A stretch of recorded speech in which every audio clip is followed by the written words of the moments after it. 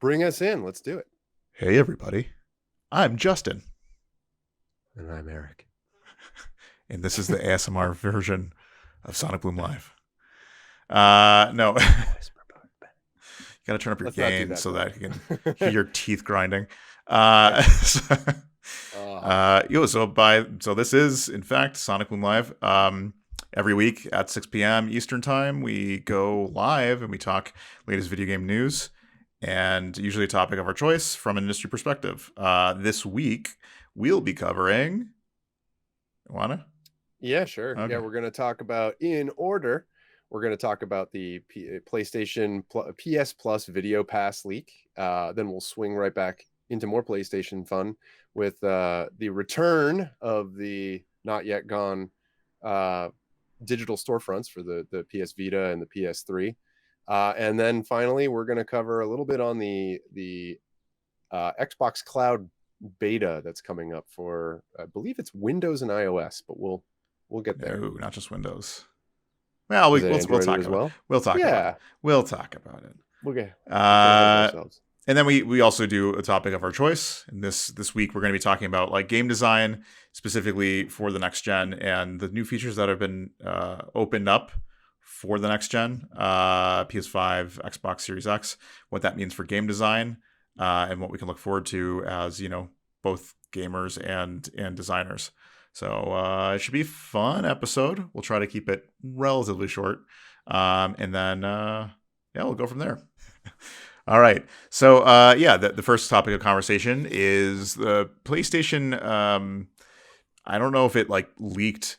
Either way, I think it's the Polish PlayStation site ended up getting like a web page and stuff on the server that indicated that there was a PlayStation Plus Video Pass service that was opening up, and in fact, Sony confirmed it that uh, PlayStation Poland is getting PlayStation Video Pass, which comes with PlayStation Plus, allows anybody who's on that platform to watch any Sony published movie, which includes MGM, Colombian TriStar, uh, Sony Screen Gems, and a handful of other stuff. But basically, that covers movies like Venom, Spider Man.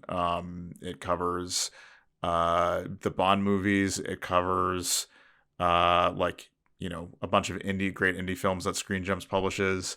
So yeah, it's actually a pretty decent add-on bonus. They're getting it for a year for free. There's no word about it getting rolled out to anybody else. So it seems like it's some sort of trial thing that they might be doing to see how well it works, what kind of numbers are improved by opening up that service. But either way, it's Sony making moves to try to sweeten their PlayStation Plus subscription.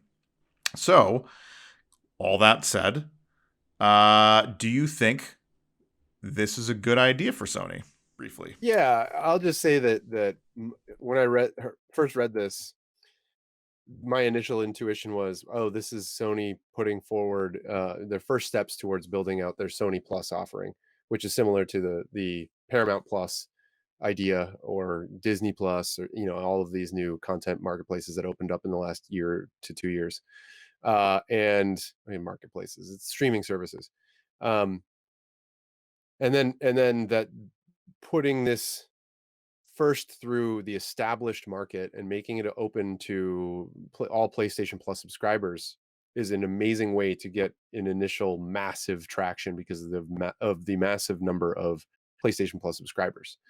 Uh, whether or not people use the content, it's kind of like the way Twitch works to an extent, where Twitch gets a lot of subscriptions because Amazon Prime memberships come with one or two subscriptions, and people can use those to subscribe to whichever channels they want. It's my assumption is it would be something very similar with the PlayStation Plus, uh, PlayStation, was it PS Video add-on package kind of approach.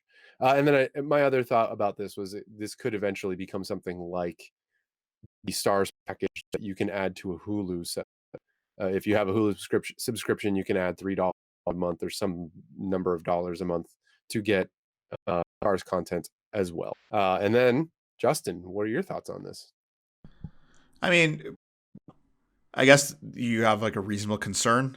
There is something worth noting, which is Sony has just signed a multi-year deal with Netflix for bringing their content to Netflix. So I can't see it as that approach, but maybe they're looking at it as going, yeah, if we can, wield our PlayStation Plus subscribers as a Trojan horse to get a bunch of subscribers onto a new streaming service, this might be a good way of doing it.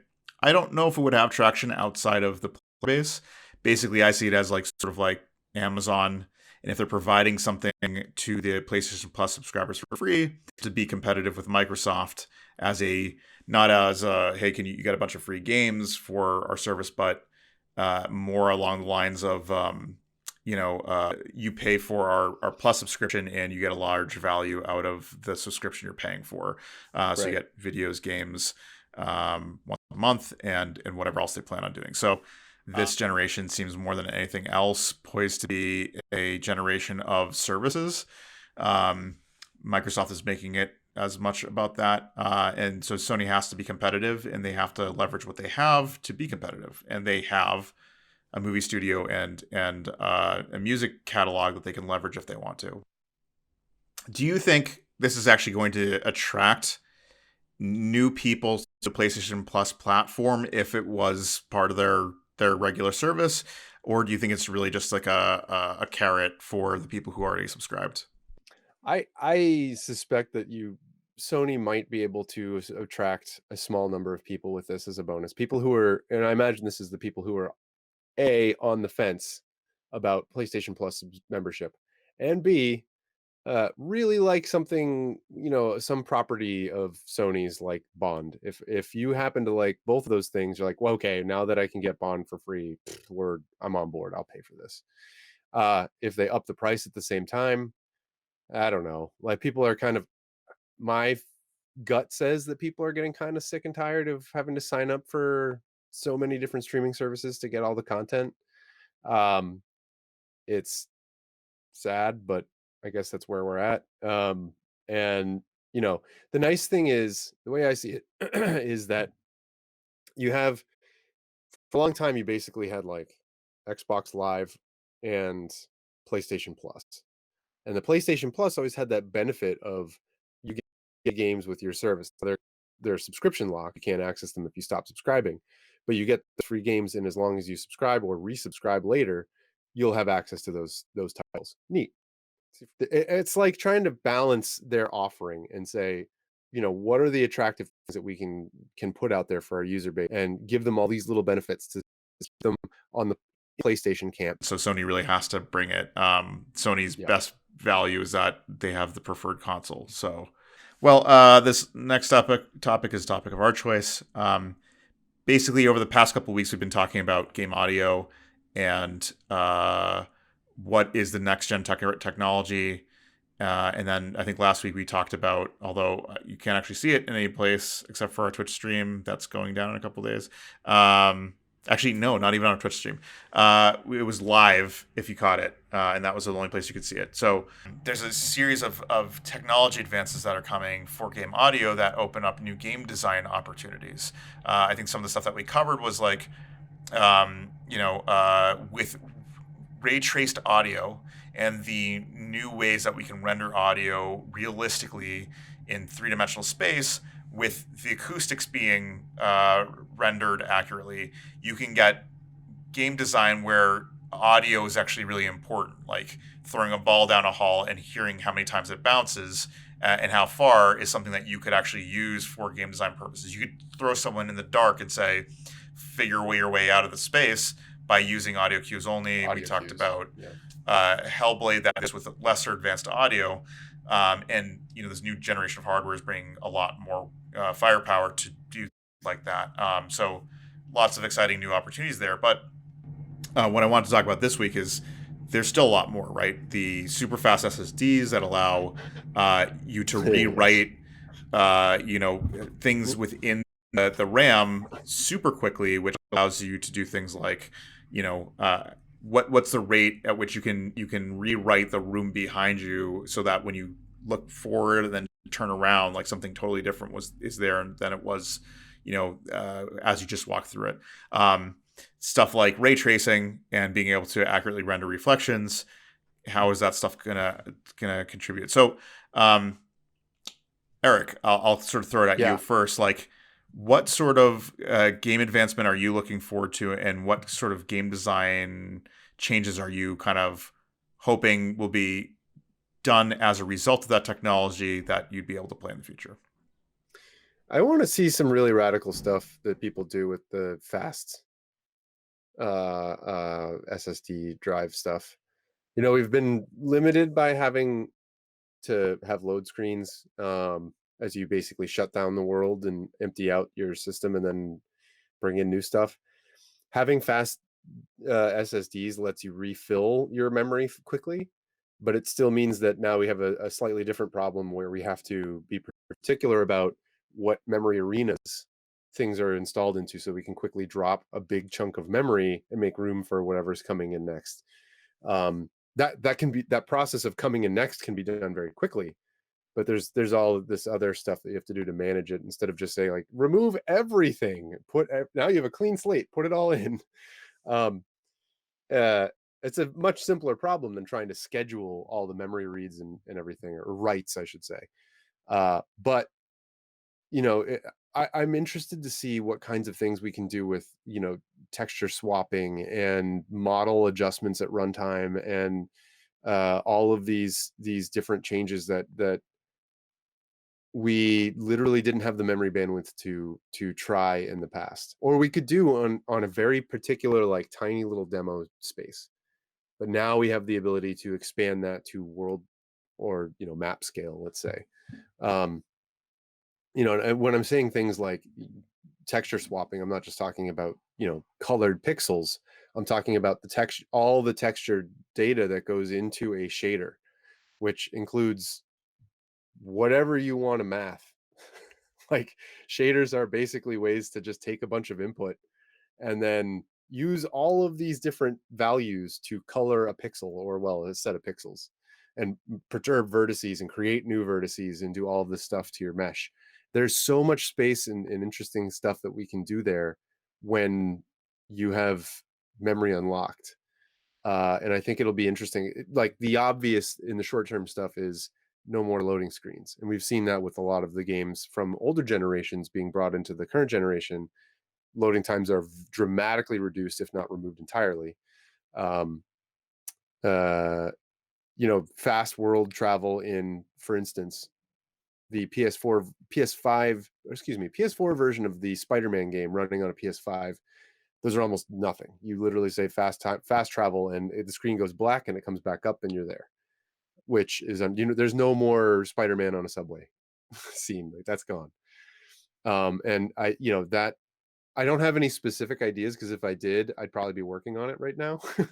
Like, here's the crazy new thing I want to show. But I am really excited to see what people do, pushing graphics, pushing audio, pushing the interactivity in particular, with that stuff.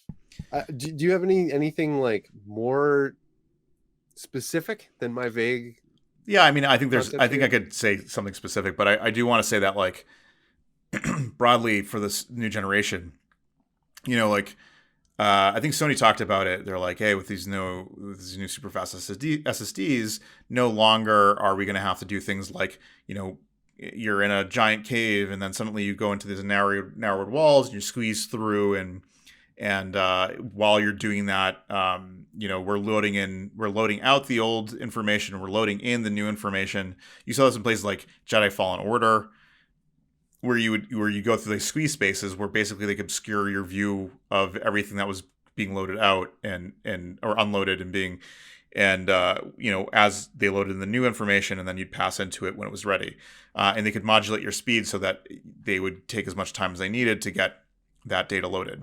um, so that's like an artificial limitation that was put there because of the hardware. I'm excited to see like what will happen when, to see like the limitations not placed on situations like that, but going like, I want to push this thing so far that I want to be able to spin in a circle and be able to see different things every time I spin. And you might go, well, you can't do that with an open world game because there's so much data that has to be unloaded and loaded that you're not going to be able to do that. But you may be able to say, like, if we do it in this really small room, you can swap out the textures in that room and all the objects in it as fast as the movement speed, your turning movement speed. And so suddenly the constraints that developers are working towards isn't, this is something that we have to do in order to go from room to room just so we can have detailed rooms. It's going to be like, we're limiting ourselves because we want to do something wildly insane that we haven't been able to do before. And that's sort of the exciting spot, or exciting things that I'm looking forward to. And there actually is a specific example of that. Like, you could imagine games where, like, think of like the whole like trippy sequence Doctor Strange goes on when he goes into like the when his Oh, mind is enlightened, right? Where you're yeah. seeing rapid changes of a bunch of information, and we can do that in movies because you pre-render everything out ahead of time, and you're just seeing what has already been pre-canned. But in a game environment, like, we may be able to get to the point where you can do that, where, you know, you can rapidly move through space and everything's changing around you rapidly because we're able to stream in new data rapidly, assuming it's constrained in such a way that allows them to, you know, to stream that amount of data as fast as necessary for the game. Um, I just did a quick calculation.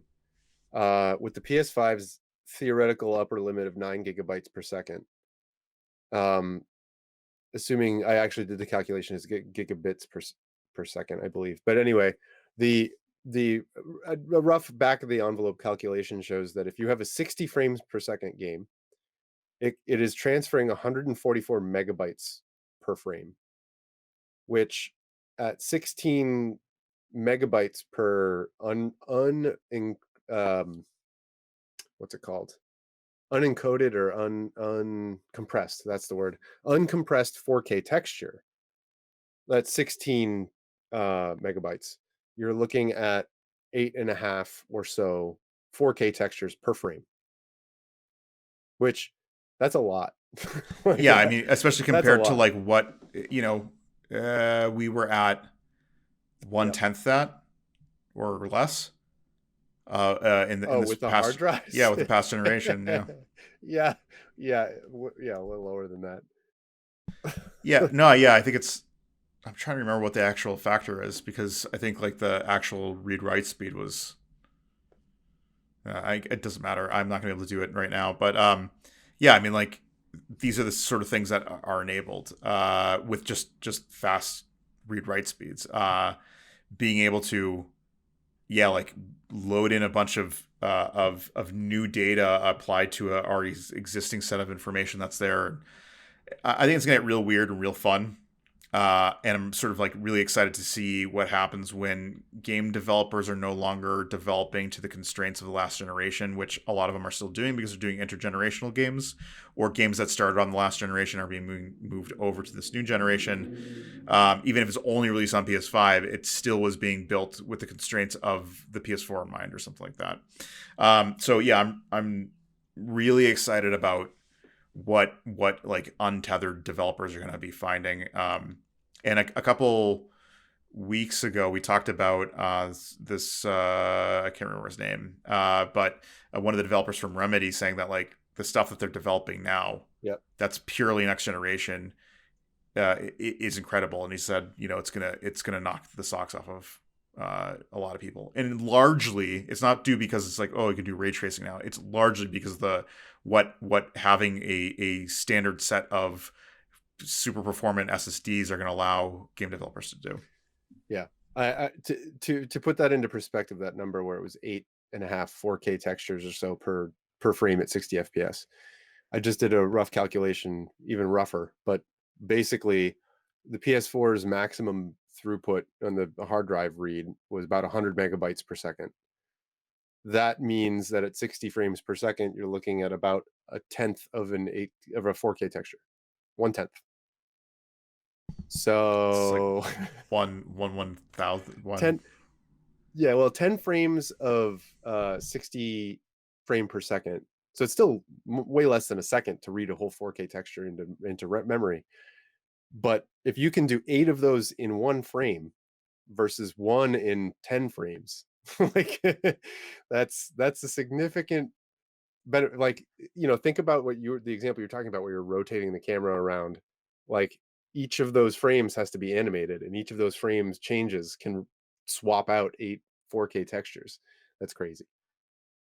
Yeah, and I'm excited about what's going to happen with that. Because I think some really cool stuff is going to be developed. I can't even like fathom what right now, but like there's a couple examples which obviously is like the being able to turn around and just seeing something totally new. That's not a facade. That's actually fully rendered. Yep. Um, which if we've seen it in games before, it almost as certainly is a facade. Or using a lot of tricks like not unloading the last data and just being like, okay, reapply this texture to it that we've already pre-cached and et cetera, et cetera. And this is going like, no, like wash out the whole thing, wash back in a new one. Um, and actually to like a larger point, there are a bunch of constraints that cause a lot of development time to exist for developers. Level of detail is one of them, and being able to deal with LOD. Dealing with these constraints of like how much can you load in and how much has to be like maintained in the memory before you can dump it because we want to persist it over multiple areas within this before we go to a full size loading screen. Stuff like that super constrains developers from seeing like the creative potentials they want. It might also allow more lazy development, but like AAA studios aren't really lazy developers. They usually push the hardware as far as it can go. So I'm like really jazzed about what we can find when the creative teams behind these things aren't constantly tripping over their own feet trying to deal with the technical limitations and are actually going to be like, go hog wild, figure out what you want to do. Yep. Um, Cool. there's other stuff too that I guess I could talk about, like what is ray tracing going to enable? I have a cat. Accurate cat reflections. Yeah. How crazy would that be? Look Could at you the think of any camera. game design stuff that Whoops. may be enabled by having accurate ray tracing? Game design stuff? Oh man, like, I'm not sure I'm like mechanics wise, other than to potentially make a game about light itself. Um, but I do think that there is in particular, a space for, um, oh man, I just distracted myself with that concept of like being light, and aiming yourself at I things. mean, But there's certainly game design features that come along with light projection. right, that's what. So that's what I was thinking of was horror films. You talked about what happens if you turn around and you're seeing something completely different that wasn't there before. You could have a, like, a hall of mirrors room, and that kind of thing where you walk in, or even some other space where the camera and the player is facing this thing, and the hints that you get are through reflection, as to what's going on, maybe only appear there. There's lots of different, neat ideas about being able to use the environment, as communication avenues, and for potentially kind of involving mechanics, as an interface there. Yeah, I mean, I could say like, what was the game that I recently played? Um, I'm blanking on it. Super Mario Brothers one. No, not at all. No, it's really unfortunate that I can't remember it because it's actually they play a lot with perspective. Like, okay, I have like a small ball, but if I look at the ball down the hall and I drop it, it's going to drop to the Like drop furthest ball. point, and suddenly, no, not drop ball. Uh, Oh no, not that. I was referencing like some weird, like, meme video. oh, But anyway, yeah, not um, drop ball, but drop ball is even better. yeah, definitely, it's a fun game. But yeah, no, they play with the aspects of like, okay, if I'm holding a ball and it's here in my perspective, it looks like it's the size of an apple. But if I switch my perspective and look to like what's behind me, and if this ball was in perspective to the thing that was farthest away from me, this ball's actually huge. It will fill up half the room, and so there's a game that like plays with all of that. And you can imagine where like games with accurate ray trace light projections, where puzzles are used to be like actually accurately reflect this shape based off of these handful of things that you're shining your light past to be able to cast this on the wall, or things like that, where there's definitely a lot of puzzle type game designs that could be used with accurate either reflections or accurate light casting that allows you to cast shadows and do things like that. Yeah, I suspect that at least in the short term, we're going to see most people just turning it on for pretty graphics. Yeah, in the short term, with all these intergenerational games, it's a cheap way to get next gen flair without actually having your game redesigned.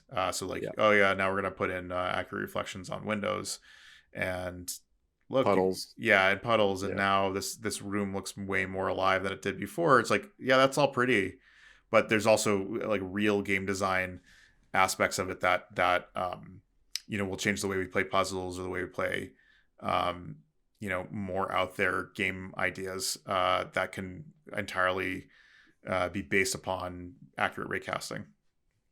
yeah. Are there any other aspects you want to focus on there, Eric? You mean just in terms of what next gen hardware or specifically ray tracing? Next gen hardware, like any other pieces, because we have Tempest Engine, which we did talk about a bit, but no one's We heard have, that except for anybody who's watching us. So that's something right. they could talk about again. Yeah, I think that one of the I think you mentioned this in your review was the Tempest engine with accurate 3D positioning. You can imagine games where first of all, it's going to be amazing for VR. Wow. Uh for regular games as well, you can imagine games where the game is pitch black and you have to navigate by turning your head or well, the camera if you just use a controller and and orient yourself and make your way through a space by having the accurate representation of that space in just sound. There's really cool experiences that you can get from that, and I got to say that when you hear accurately represented 3D stuff coming in yourself, that's just it's created. It's not in the actual space that you're in, but it's a virtual space. It can be really fascinating and really teleport you to that space. So that's going to be an interesting angle, I think, in a lot of the games this generation.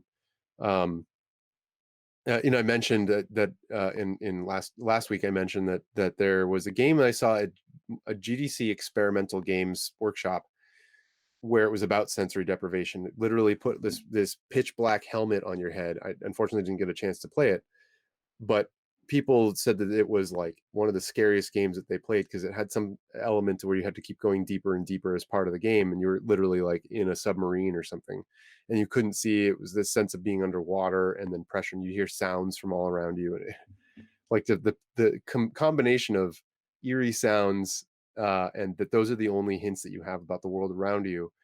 Basically, this is going to be the generation of a lot more accurate simulations, and those accurate simulations are going to allow us to do a lot of cool things, including not just like accurately rendering audio, but like accurately doing fluid dynamics.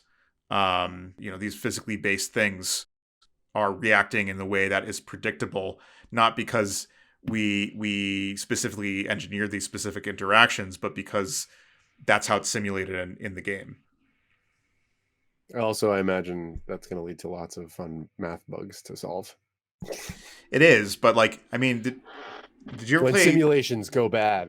Uh-oh. Yeah, but I mean, like, we've already started to see that, right? Like, Fallout, or not Fallout, Far Cry 3 had fire propagation, which was used as a light mechanic. Yep. Yep. Um, and that's a fairly easy one to do. But like wind simulation, having that be a real mechanic on like, no, like you have a leaf, it's a giant sail, and you have to pay attention to the wind because the way the wind functions is not the most predictable. It's in a sandbox environment, and you have to be able to manipulate it the way you need to in order to get to X, Y, or Z, or wait for the wind to kick up before you jump off a ledge in order to make the distance you're looking for. Yeah. For those who don't know, winds are basically vector fields. It's like three space little pieces of direction. And for the most part, when you see wind in games, it's all done in the shader. Like the data that is sent to the GPU is a tree standing like this, or a piece of like a leaf, and then the GPU does some math on it, makes it go, whoop, and then based on where it is in time, it does this little wave.